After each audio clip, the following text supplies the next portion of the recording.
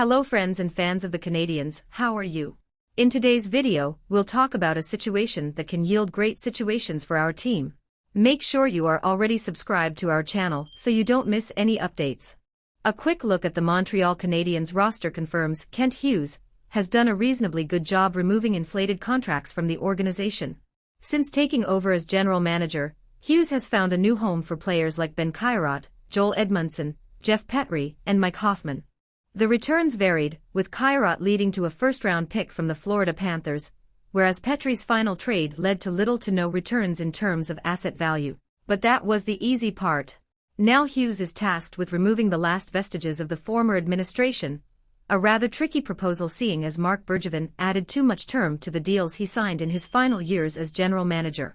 As it stands, there are 4 contracts offered by Bergevin on the books that will extend into 2024-25. You can easily argue that Jake Evans' deal shouldn't be considered a pressing issue, though $1.7 million is a little expensive for a fourth-line center. However, he has maintained a reasonable production level despite being used in a situation that is not conducive to scoring. He only accounts for 2% of the total salary cap expenditures this season, and since the salary cap is expected to go up next season, he'll account for even less. The real problem arises when discussing players such as Christian Dvorak and Joel Armia. Both have 2 years left on their deals, which pay them $4.45 million and $3.4 million per year, respectively. Dvorak's contract wasn't actually a Bergevin deal, but considering he paid a first- and second-round pick to acquire the underwhelming forward, he's clearly to blame for adding yet another inflated contract to the books. Dvorak's $4.45 annual average value, AAV, will limit the options, as will his recent streak of injuries, but there is still some value to be found in his play. Granted, his underlying numbers have been disastrous in Montreal, but he can still produce a certain level of offense if used on a team that isn't constantly getting caved in from a defensive standpoint.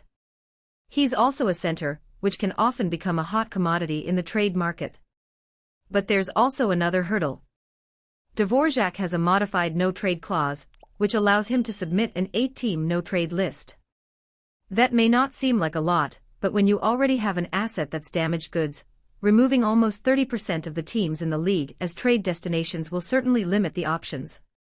Fortunately, Armia was not given a no-trade or no-movement clause, but at this point, it doesn't really matter.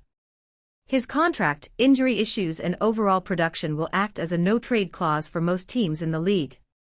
Fans who want to see both players moved will have to be patient seeing as the outlook for potential trades is poor, to say the least, especially now that the Montreal Canadiens have already used 2 of their 3 salary retention slots. There's potential for a trade involving David Savard, though any team that listens to their data science department, analytics, will surely scoff at the prospect of acquiring a 32-year-old defenseman who produces some of the worst stats in the league. And for you, fan, what do you think of Hughes' acting? Comment below your opinion. If you're new here and want to keep up to date with Habs, subscribe to the channel and turn on notifications so you don't miss any updates we post here. Until the next video. Go Habs, go!